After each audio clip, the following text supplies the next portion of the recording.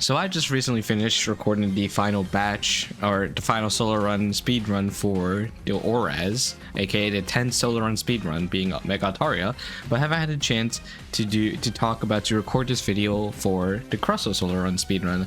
And I'm going to be honest, this is probably one of my most painful runs, since Crustle is not a very good Pokemon to solo run with, for a couple reasons. The main reason being its typing and its base stats.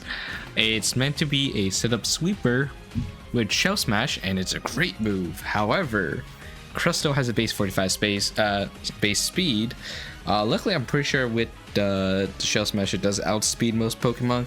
Problem is, it's not exactly bulky enough, nor is it offensively powerful enough to actually one-shot with just one Shell Smash.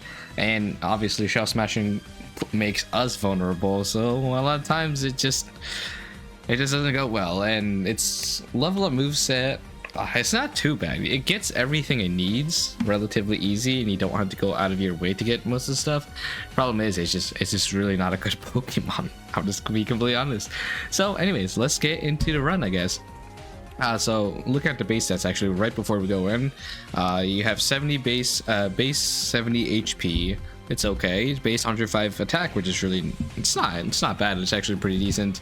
And base 125 defense, which is also really solid. And then this is when it all starts going downhill. The special attack doesn't matter. We never use any special attacks. Base 75 special defense is not horrible, but after using a Shell Smash, it does kind of make it a bit vulnerable on the special side. And the base 45 speed is kind of dog shit. Kind of forces me to use Shell Smash if I don't want to get outsped by everything.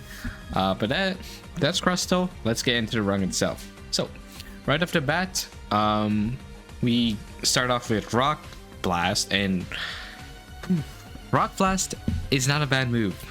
However, it is very RNG dependent. If I remember correctly, this thing has a 90% accuracy, and obviously I can hit 2 to 5 times. I think it's sometimes every so often it's used in competitive due to the fact that it has pretty high accuracy for a physical rock type move, sadly, because I don't know why they've really chefed every single physical rock move in this game. But the problem at the start of the game with Rock Blast is it does not it's not a lot of PP. You only get 10 PP, despite it being kind of a dog shit move.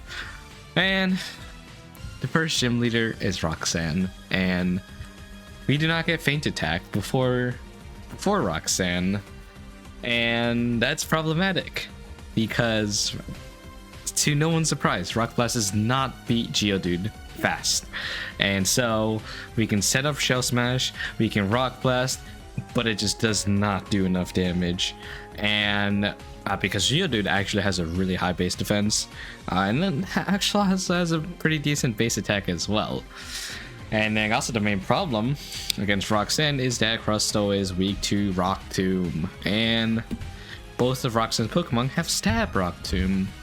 So it went very slowly. I'm pretty sure I lost the first time. I fought every single gym trainer because I actually was kind of lacking on the EXP department. Eventually I did beat her. I want to say it was out of sheer luck. Oh yeah, I did lose to her once, and I think the idea was we did want to get feint attack, but of course that didn't happen. So I ended up just being luck on using O-power defense, O-power attack to try and give us enough to get past. And after beating Roxanne, we could finally get rid of Rock Blast and replace it with Rock Tomb, and Rock Tomb was a very nice move to have.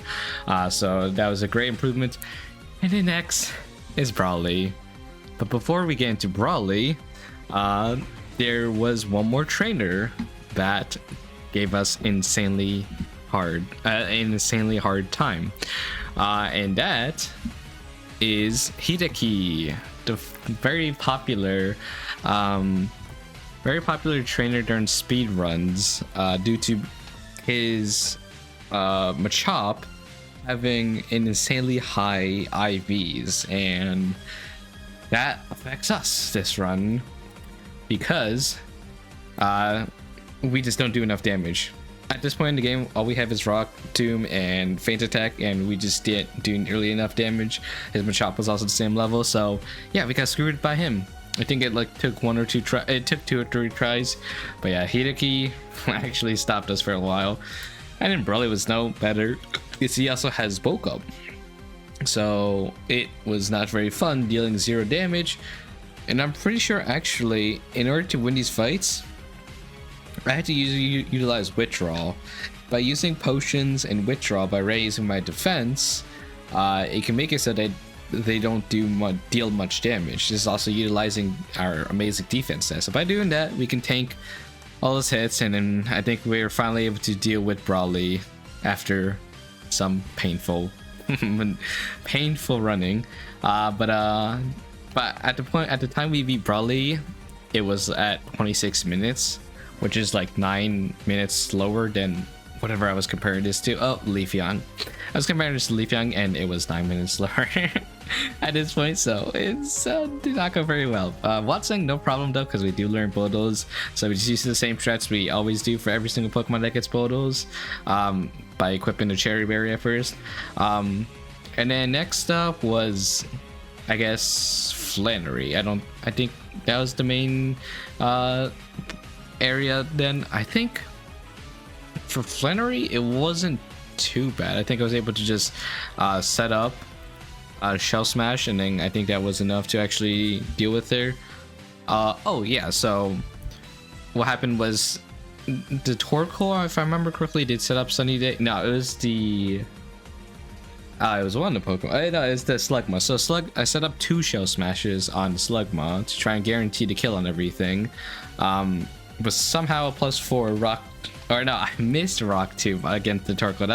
That's why. Otherwise, +4 would have definitely one shot. But luckily, we do have the ability Sturdy, so we were able to live on Overheat, allowing us to win the game, or not the game, the fight. Next up, Norman wasn't too much of an issue either, just because we can tank Slacking's hits pretty well. So next up, Winona also was an issue. Winona, since Swellow doesn't really do too much damage. Actually, if I remember correctly, I did lose once to Winona. I think I was playing a little dangerous. And then Rocks, that's what it was. Actually, I just remembered. It's because I used Rock Slide. I set up my Shell Smash, and I was going for Rock Slide and Skarmory, but I ended up missing one, and the Steel Wing just knocked us out. So, took us 2 tries. So that's actually, I think, probably the most Winonas have ever given me trouble for. The only other time is probably for maybe Mega Venusaur. But with that, with Winona down, Tate and Liza, I think might have been kind of an issue. They just, I think it was just slow. Because I was trying to heal the entire time, because they were doing quite a lot of damage, and I had to set up Shell Smash to actually get in range of actually killing them. But I did, and then X Scissor took 2 hits to actually kill Solrock, so I was able to beat it first try. Usually Tate and Liza doesn't give too much trouble, so with that, we're done with that. But our next stop was Archie. Second Archie fight, and I think this one actually went somewhat smooth. I was able to set up my Shell Smashes, and I was able to defeat everything other than, oh no. So at some point, I couldn't outspeed everything because of Mariana using Scary Face, and no, it did not take me 1 try. It actually took me a couple tries to actually beat him. At some point, we were actually able to beat him. But yeah, it was not a very fun run. And then Wallace. So, you know, I'm surprised Wallace was also a problem. I don't remember what I think the main problem was actually Wish Cache, because we just couldn't really kill it. And then we ended up just having to use X items to deal with no, actually it wasn't a Wish Cache, it was Milotic. I think I just didn't set up an, I think I was trying to get through it with as little X items as possible, or just trying to give it a shot. But after setting up Shell Smashes and taking out the Love Disc, it was actually not enough to take out Milotic, and then Milotic just obviously took us out. It is what it is, but that was kind of expected. So with that, but after coming back with X items, spamming X items, we were able to just tank everything and just sweep. And then next, obviously, is the Elite Four. In Elite Four, Cindy obviously was not a problem. However, Phoebe. Like always, Phoebe was a problem. Phoebe was beating our ass with curse. So how did I beat this without cursing her out, right? I learned Rock Wrecker on level up on during one of my attempts against her. And I thought about it and I was like, why not? Why not use Rock Wrecker? Because the main thing is we just need to take out Dusclops. Once you take out Dusclops, most of her team don't do much damage. At least aren't too threatening and can be dealt with. And she usually goes into Dusknorn afterwards, who doesn't really kill. So I used an O-Power attack, Rock Record, took out the Dusclops, and then was able to finally take her out. And after taking her out, I realized, I don't want to lose this anymore. So that's why I went all out on X items against Glacia to make sure I was able to tank hits from Glalie and then setting up shell smashes, so I was able to just sweep through her with no issue. And then Drake as well, since her Altaria doesn't do too much damage as long as you use X items to support the special defense side. And then we just set up all of our shell smashes, get to max attack, and then just one-shot everything. Since we do have a pretty good move set for Drake. And then finally, Wallace. So Wallace, obviously same strat because he has Agrong, and Agrong Stone Edge does a lot of damage. So we don't want to risk anything, even though there's the chance of getting crit. We still have to, there's nothing else we can really do about it. So we just did the same mode, X defense, shell smash, and then just swept him.